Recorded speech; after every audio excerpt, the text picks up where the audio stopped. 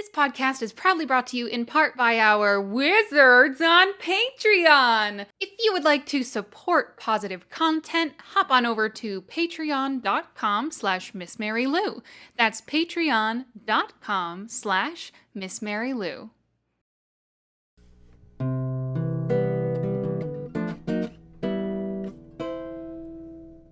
This podcast is intended for entertainment and joyous purposes only. If you need help, please seek professional advice. Winning doesn't always mean being first. Winning means you're doing better than you've done before. Bonnie Blair. Bonnie Blair is actually a professional athlete, or a skater to be more precise. And I think that I read this and I went, I love it, and I wrote it down. It usually takes me a while to find a quote that I like. Who gets caught up in the comparison game on Instagram or on Facebook with how friends, family, celebrities, how you're doing? It's just, honestly, it can be really overwhelming sometimes. I've gotten a lot better at it, but it's still just like, oh my gosh, they're doing this thing, they're traveling and it looks amazing, or oh my gosh, they're eating that food and it looks amazing, or oh my gosh, they're so successful and I'm this, I'm that, I'm not, I'm etc., etc. And that just like freaking sucks. So I know obviously this quote was meant to pertain more to, hey, if you're competing at the Olympics or whatever, it doesn't really matter if you get first place out of everyone as long as you do your best. But I think it translates really, really well into other areas that have been really relevant in my life, I have to say. I've been trying something on social media to help with the whole comparison thing, mainly on Instagram or YouTube or whatever it happens to be. I simply just unfollow or, just mute someone from my feed, or I just don't watch their videos. I have to take a break from people sometimes, and that's totally normal and totally okay. You have to do whatever is best for you. That's not to say you'll never follow them again on the internet or whatnot or in real life, but like sometimes you just need to take a time out for yourself and say, hey, let's try my best. I'm doing great. Just because, I'm not in Venice right now eating amazing food in the sunshine, blah, blah, blah, blah, doesn't mean you're not doing wonderfully, or doesn't mean that you're not successful, etc., which can be honestly hard for me sometimes, which is okay. I'm learning to kind of work with that, because it's really dangerous to fall into, well, this person started at a later time than I did, or at the same time that I did, and they're doing this well and I'm doing blah, blah, blah, blah. And that's the one I think I've had the hardest time with my brain. And it's good to look for other people for inspiration and stuff, but it's not good to let them make you feel bad about yourself, even though most of the time that is not at all their intention. Winning doesn't always mean being first. Winning means you're doing better than you've done before. So keep moving forward, keep trying your hardest. And you know what? We can't do more than our best. So we got this. Hello, and welcome back to another episode of PositiviTea. I am your host, Miss Mary Lou Ryan, and it is so wonderful to be back with you. I took a little bit of a break for the holidays, so thank you for being understanding about that. And we are back and ready to roll. Oh man, I've been doing preparation and self-care things and all the stuff. Just really excited to launch this new 2020 podcast. Wow, what a decade. The only announcement I have, I suppose, has to do with the tea I'm drinking today. I am drinking my own tea. Now, if you may remember, I launched with Tea Spectral a collaboration. I had a whole collection in the summer, and then one of those teas came back to the shop full time from here on out. And we sold out of the first batch really quick, but we are all restocked and ready to go. And I'm obsessed. And also I'm almost out, and I'm just savoring it, which is silly because I could probably just get more and that's not a big deal. But this is so good. This is a fresh Earl Grey with rose petals in it. It's my freaking perfect tea. And my anxiety has been very bad lately, my loves. So I have been nursing this 1 cup for the last, 6 hours, I think. And I got low, so I have now added some oat milk and maple syrup to it. And it's delightful. It's even iced because I just put it in the fridge for a while to step away from it. And after this, I am definitely going to be drinking decaf for the rest of the day. But it's just, I'm really biased because I made this and it's perfect and I love it so much. And those of you that have ordered it have just been the kindest. I can't even express how happy and how much of a little sparkle it puts into the universe whenever I hear that you really enjoy it. Because, you spend enough time with something and you begin to wonder, am I just in my own little bubble and haven't had other humans interact with this thing and maybe it's terrible? That's also a little bit of my insecurities talking. I totally understand, but I'm really excited about it. I'm glad you're excited about it, and you can get it all the time, so you don't have to ration it like me. Although I really don't have to, but it's so good. Also, I'm telling you, for tea, oat milk is the way to go. It's just so rich and so lovely. It's just so good. Anywho, moving on, our self-care experiment this month, I have been really excited to dive back into. Now, if you remember back early season 1 of the podcast, I have been wanting to come back and dedicate an entire month to this experiment because in just doing it for that 1 week, I noticed results really quickly and I really enjoyed it. And I wondered what spending an entire month on this would be like. So for January, my loves, I am carving time out of my day to be bored. Yep. To give myself absolutely nothing to do for at least 15 minutes at a time. Might sound a little strange, but I'm telling you, this is freaking awesome. So I do this in a few different ways. One of the easiest ones for me to do that's less ideal, honestly, is to do it before bed, where I just lay there, breathe a little bit, and kind of just stare off into space and do nothing. But what I prefer to do is just sit down with a cup of tea, usually by a window if I can, and just sit there. Sometimes my cat will hop up and I'll pet the kitties, but just sit there and not have any task for my brain to do. This might sound really challenging, and it certainly can be, I'm not gonna lie. One time when I tried it in the last couple of weeks, I was just bleh. My brain was I need something to do, I need something to do. And I was just chill out for a minute. Breathe. It's gonna be okay. Focus on your tea. How does it smell? Bringing your senses into it can help focus your brain. I am definitely the kind of person where with my anxiety, I like to think of everything that I'm supposed to do that I didn't do, that I make myself feel bad about not doing right before bed or as I'm trying to fall asleep. And that's not fun. There's a couple of things that you can do to help, because really, for most of us, I guess that I would say for most of my life, right? The only time I would give myself to do absolutely nothing is when I'm trying to fall asleep.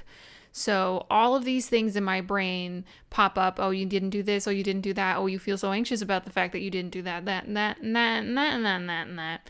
Something that can help with that for sure is keeping something to write by the side of your bed, just like a notepad and a pencil. I like pencil better for bedside because you don't have to worry about the ink being in a particular direction so that the ink doesn't dry out. I just find, so like when I journal before bed and such, it's usually with a pencil. I found that helps, but you can just grab a pad of paper next to you, scribble it down, and then it won't bother you anymore. What I have found, at least the like more short-term effects that I'm experiencing from taking time out of the rest of my day to be bored, in the middle of the afternoon, in the evening, in the morning, etc.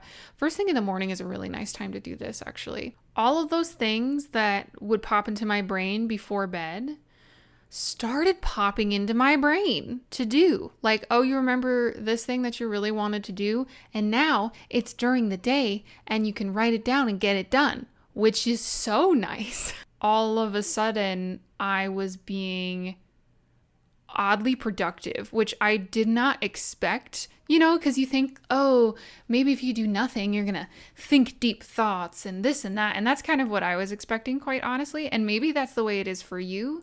But for me, I've just been very productive, have things pop into my head like, oh, I need to text this person. And then I would just text that person right then and there and then not think about it anymore and put my phone down and then go back to doing nothing. I have no idea where this is going to go. So I'm very curious.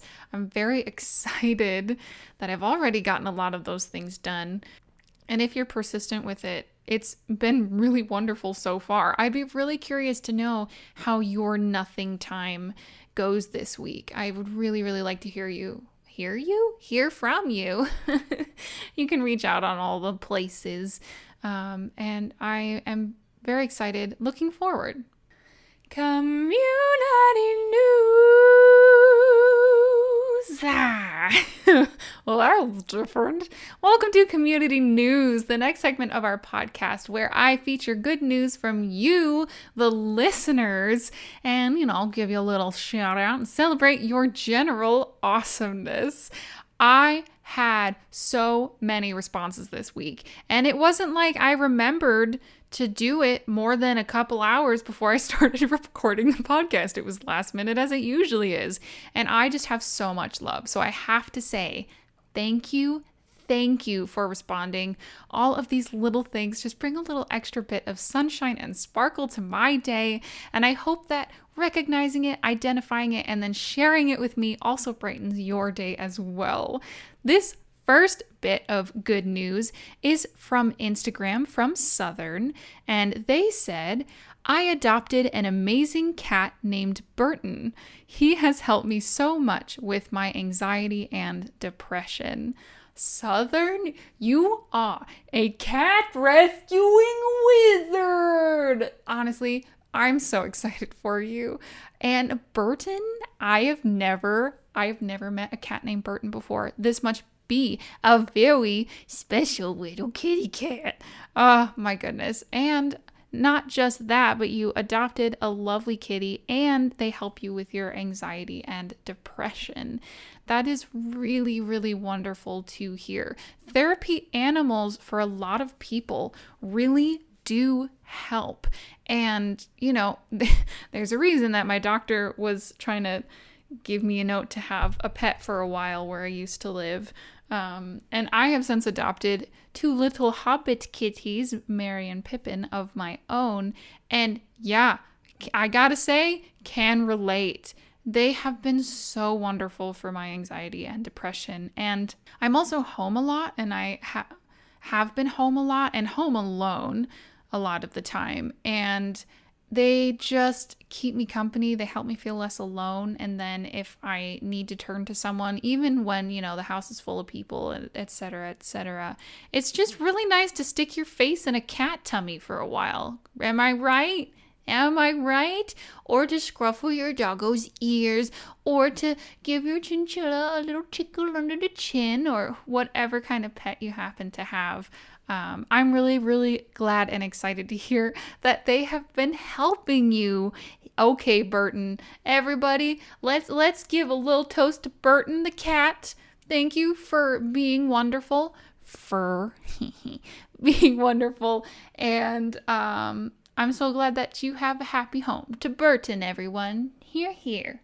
Our next bit of community news is from Twitter. This one is from Neko Loves Tea, and they say, I have been eating a lot healthier with my husband.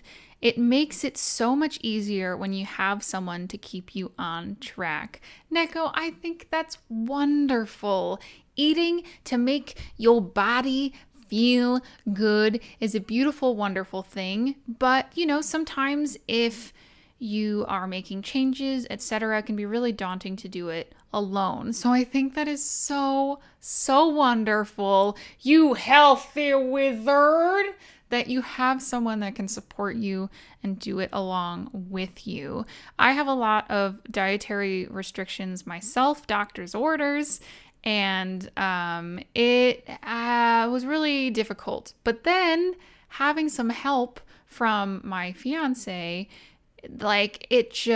he jumped on board for a lot of it too. And it's been really helpful, especially because we cook together a lot. So I think that's great if you have a buddy to do it with. And I'm glad that you're a great team. I'm really happy for you. If it's making your body feel good, you eating intuitively, doing all the awesome things for yourself. I'm speechless. I'm so happy for you. Congratulations. This next one is from our Tea Time Discord. This is from church, and they say, started my new position at work this week. I'll be traveling next week for more in-depth training at headquarters. Really excited and blessed for this. Right now, this position is the highest paid position I've ever held in my life. You're a working wizard! Church, oh my goodness. First of all, congratulations for getting this new position. It must be such an exciting time for you. And also, a little bit of traveling doesn't help. Doesn't help? Oh, wait. And also, being able to travel to do something important that you really want to do is very exciting. And you're working so hard. You've worked so hard for so long, and you're finally in a position where you maybe feel you are more financially stable than ever. Maybe you're able to save more than ever. Maybe you're able to invest and get that thing you've been wanting for a long time. Congratulations. I know they say money can't buy happiness, but I think having enough money can certainly quell a lot of fear and anxiety, like having enough money to live.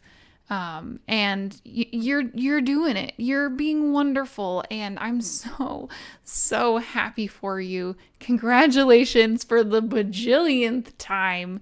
You are a working wizard. Good news, everyone! I have good news. Welcome back to the final segment of our podcast for today. Good news. This is where I dive into the depths of the interwebs to bring you something generally happy and feel good. Again, there's a lot happening in the world, especially this week, but it's important to stay informed, but it is also important to be able to be a functioning human being. And I'm here to just put a little bit of extra sunshine in your day. This article is a bit different from other things that I have featured in the past, particularly because it is reader submitted and it is an ongoing project. This is called Tiny Love Stories, Our Best Selves, Even If It's Too Late. Modern Love in Miniature, featuring reader-submitted stories of no more than 100 words from Brian Rea.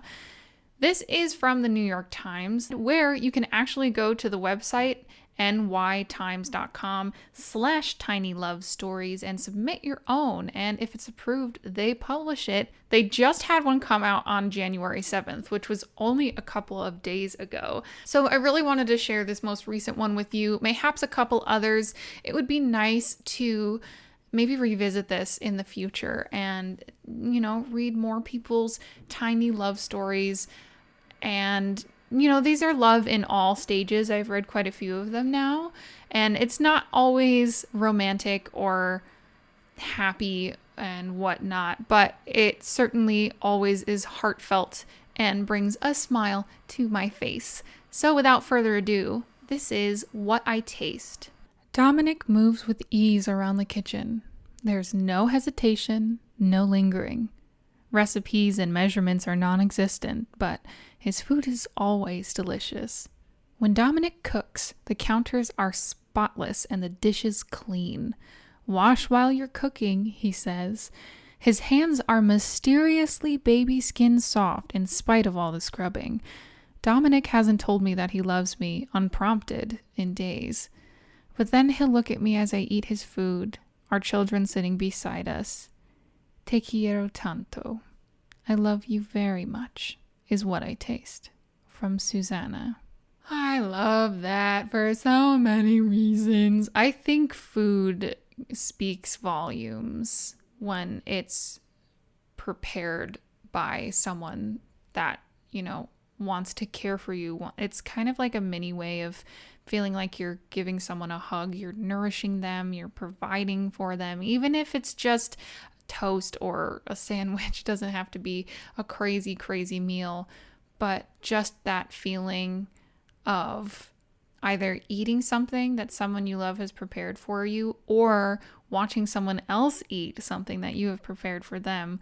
I love cooking. I even cooked dinner tonight, and just watching like the person I love so much enjoy it and smile and just go with like a face full of food. It's a really beautiful thing. And, obviously every time you cook isn't going to be like, this is the most romantic meal I'm cooking for this person, blah, blah, blah, blah. But that sense of care is always there. And I think this is a really wonderful, wonderful little story of expressing that. Let's go ahead. I'm going to read just one more. My scrawny little brother is my protector. I'm 12 years old and sleep on a 6-foot bed. My bed is perfectly comfortable, but I have trouble sleeping. Nothing changes my terror of the night and its darkness. The darkness that crawls into my dreams, turning them into nightmares. A few months ago, I asked my 8-year-old brother to sleep with me. Who knew this scrawny little kid could make such a change in my life? He helps me feel safe. He helps me feel strong. He helps me sleep through those otherwise sleepless nights. From Vivian. I love this. I love this so much. I used to, for a hot minute, share a bed with one of my younger siblings, and I think that lasted maybe a night. But there's something special about sharing a room with a sibling when you're a kid.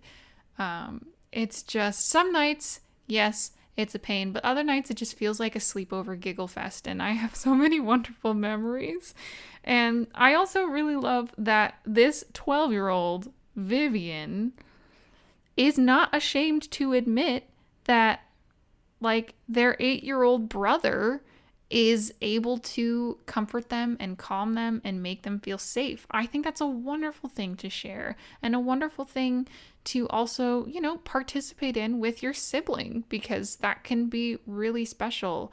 I also enjoy the little note about how the bed is perfectly comfortable. It's not the bed. And I feel for you about the nightmare situation. I struggle with that myself every night. But I am so glad that your brother is able to help you sleep. Sleep is so important. I'm so happy to hear that. And I really love this story so much. I think it's so lovely. And there are so many of these. Some of them are a little sad. Some of them are about, friendship or whatnot. And I really, really enjoy them. If you like this, I am more than happy to revisit this in the future. I think it could be really, really fun to keep on top of it. All right, my loves, thank you so much for listening to the podcast today. PositiviTea would not be what it is without all of you wonderful listeners. Again, feel free to come hang out with me on social media. I'm at Miss Mary Lou most places. There's also this podcast in video form on YouTube if you want to hang out there.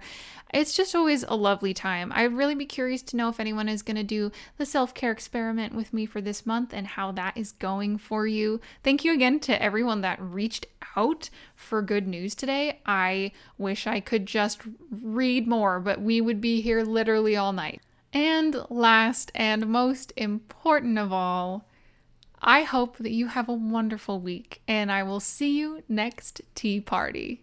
This podcast is lovingly produced, directed, written, and created by yours truly, Miss Mary Lou Ryan. Our music was composed and performed by Jacob Kahn. Our logo designed by Hilda Meyer-Post. And if you'd like to spread a little positivity into the universe, I would love wherever you are tea partying with us to spread the words with those who could use a little cheer in their cuppa. Thank you so much for listening, and I'll see you next week.